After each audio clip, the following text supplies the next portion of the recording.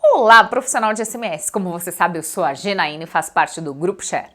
Antes da gente começar o nosso vídeo de hoje, dá aquele like para promover o nosso canal. Se você não é inscrito, marque o sininho agora antes que você se esqueça, para você ser avisado dos próximos vídeos.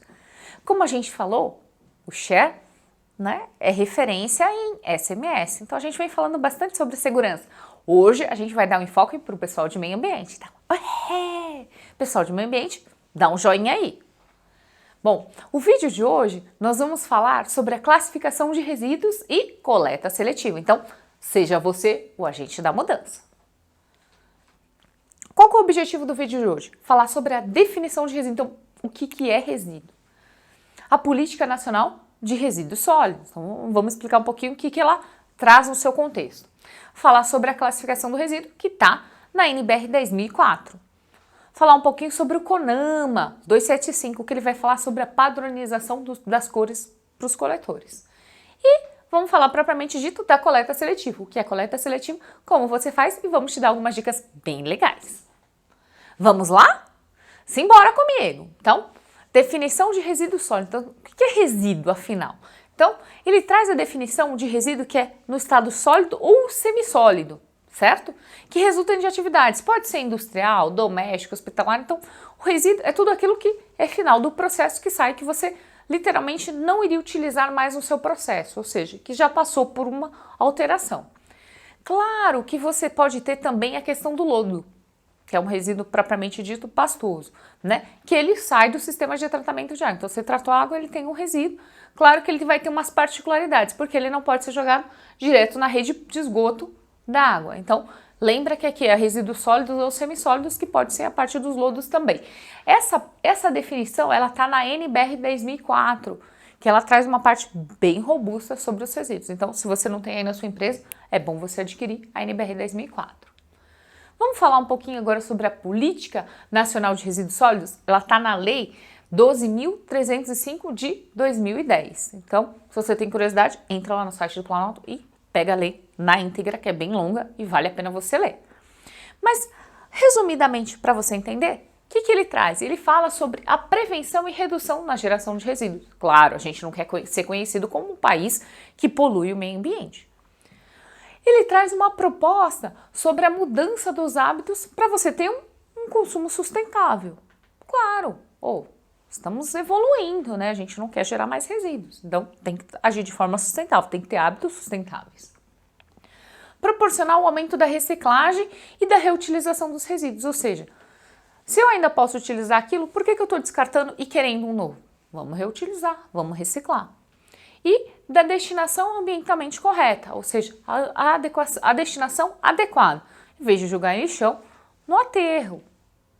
O aterro sanitário, que contém todo o solo preparado para receber aqueles resíduos, aqueles materiais. Ele fala um pouquinho também sobre a questão da responsabilidade compartilhada. O que é isso? Claro, responsabilizar os geradores. Então, entra aí a parte das indústrias, dos fabricantes e tudo. E ele fala um pouquinho também sobre a logística reversa. Então, lembra que não é só o fabricante, os cidadãos também são responsáveis. Onde você está, por exemplo, descartando o seu resíduo? Você está tendo uma consciência na hora da compra do produto? E ele vai falar um pouquinho sobre a parte de logística reversa. Por exemplo, o que você faz com o seu celular velho, antigo? Você descarta ele no lixo? Você leva num ponto de coleta específico, num ecoponto? Para onde você leva? Você devolve ele para o fabricante? Então, tem essa questão. Então, você também precisa ter consciência, não são só os produtores. Ele fala também sobre a parte da criação de metas para eliminar os lixões, literalmente não ter mais lixão, porque você sabe que o solo não é preparado para aquilo, o chorume acaba percolando e contamina os lençóis freáticos. Então, justamente a ideia é você ter aterros, porque infelizmente a gente não consegue gerar zero de resíduo, mas ter os aterros que, claro, tem o solo todo preparado, impermeabilizado para aquilo e tem o monitoramento. Impor aos particulares, ou seja, impor às empresas que façam o plano de gerenciamento de resíduos sólidos. Claro, tem que ter um plano. O que você tem de resíduo na sua empresa? O que você gera? Para onde você manda? O que você manda para reciclagem? O que você manda para aterro? O que você manda, por exemplo, para incineração, para compostagem? Então, tem que ter um plano. Inclusive, condomínios também precisam ter plano de gerenciamento de resíduos. Não esqueçam disso. Não são só as indústrias. Então, empresas, por exemplo, obras precisam, condomínios precisam, tá? E, claro, colocar o Brasil dentro de um patamar de igualdade na logística reversa e na coleta seletiva comparado com os outros países. Vamos falar um pouquinho sobre a 10.004, que fala sobre a classificação dos resíduos? Então, se você se lembra, a 10.004 ela vai classificar os resíduos e vai ter algumas subclasses. Então, ela começa falando sobre a classe 1, que são os resíduos perigosos. Dentro da parte dos resíduos perigosos, ela tem algumas definições. Então, ela vai falar um pouquinho sobre a parte de corrosividade, reatividade, toxicidade e patogenicidade. Então, os resíduos que se enquadram dentro disso são resíduos perigosos.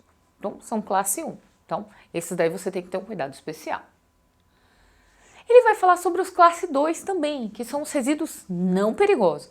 E dentro do classe 2, dentro dos não perigosos, ele faz uma subdivisão em 2A e 2B. Então, o 2A vão ser os não inertes e os 2B os inertes. Aí você vai falar assim, poxa, Janaína, mas os não inertes? Os não inertes, ele vai levar em consideração o quê? A biodegradabilidade e também a parte da combustibilidade, ou seja, a solubilidade dele na água. Já para os resíduos 2B, que são aqueles inertes, que são geralmente rocha, tijolo, borracha e tem alguns outros exemplos, ele vai levar em consideração a definição que está na NBR 10.007, que ele vai falar um pouquinho sobre a questão dos solubilizados em uma concentração padrão e, claro, ele vai levar em consideração a questão, né, da solubilização do padrão dele na água, mas ele vai excluir a questão das características dele com relação a cor, turbidez, dureza e sabor também. Então, tem que ter esse cuidado quando você for dar uma olhadinha no classe 2B, que são os inertes. Agora, vamos falar um pouquinho sobre a questão das cores, porque a gente já entendeu o que é perigoso, né? Então, perigoso 1, inertes, não inertes, os não perigosos 2A e 2B, mas a gente, como é que você vai diferenciar? Então, o CONAMA 275, ele traz essa questão da diferenciação principalmente por cores. Mas o que traz além disso o CONAMA? Ele fala um pouquinho sobre incentivar, facilitar e expandir a parte da reciclagem. Claro, a gente precisa ser um país sustentável. Ele fala de reduzir o consumo de matérias-primas e recursos não renováveis. Claro, se você não tem um recurso que ele seja finito, né, você precisa utilizá-lo de forma, né, a deixar a vida dele um pouco mais longa. Então tem que usar de forma responsável. Questão de reduzir o impacto ambiental. Claro, a gente quer manter os nossos, né, o nosso meio ambiente sempre na característica que Deus nos deu. E facilitar a visualização. O facilitar a visualização entra na parte de cores. Então, como é que você vê os resíduos? Então, como é que eu consigo identificar aonde vai cada resíduo? Entra naquela partezinha de cores da coleta seletiva. Vamos dar uma olhadinha na questão das cores? A gente está mais acostumado com as cores padrões, por exemplo, o azul para o papel, para o papelão, né? O vermelhinho para o plástico, o verdinho para o vidro, o amarelo para metal e o marronzinho para orgânicos, que são os restos de alimento, que geralmente fica no refeitório das indústrias, das obras, tudo. Ou o cinzinha, que são os não recicláveis, ou quando está misturado, que você não consegue separar, você joga no cinzinha. Mas você tem outras cores também, por exemplo, o preto, o coletor preto serve para descarte de madeira, o laranjinha para perigosos, o branquinho, né, o coletor branquinho, quando você vai no hospital, no pronto-socorro, quando você está passando mal, lá os coletores são branquinhos. Por quê? Porque são resíduos ambulatoriais de serviços de saúde. O roxinho para radioativos. Então, dificilmente a gente encontra o roxinho em algum lugar. Normalmente só em áreas bem específicas e com controle de acesso rigoroso. Então, são essas as cores que o CONAMA traz para nós, que nós devemos adotar nas nossas empresas justamente para deixar de fácil visualização para os colaboradores onde eles têm que descartar os resíduos de forma correta. E a coleta seletiva? Então, o CONAMA, o 275, ele está muito ligado com a coleta seletiva. Por quê? Porque a cor dos coletores vai ajudar você na coleta seletiva, que a coleta seletiva nada mais é do que você fazer a segregação do seu resíduo no momento que você gera. Não adianta nada você gerou o resíduo, deixou tudo junto, misturado, e depois você ter que separar. Por quê? Porque pode haver uma contaminação de um resíduo com outro. Então, qual que é a ideia da coleta seletiva? É você segregar o seu resíduo, ou seja, separar o seu resíduo no momento que você gerou o resíduo. Justamente por isso que você usa os coletorzinhos coloridos. Claro, você pode adotar os coletores padrões. Normalmente, por exemplo, em obras você tem os coletores padrão. Em indústria, né? Com algumas exceções, de acordo com os resíduos que você gera, você tem alguns coletores diferenciados, que foram aqueles que eu mostrei para vocês. E para condomínios também, precisa. Por quê? Porque a coleta seletiva não é só para você praticar dentro da empresa, é para você praticar em qualquer lugar. Lembra que a gente gera resíduo, né, independente de estar dentro ou fora da empresa ou em casa. Então, esse é um conhecimento e é uma prática que você vai levar para a sua vida. Então, o meio ambiente é de todos. Então, lembre-se de preservar o meio ambiente.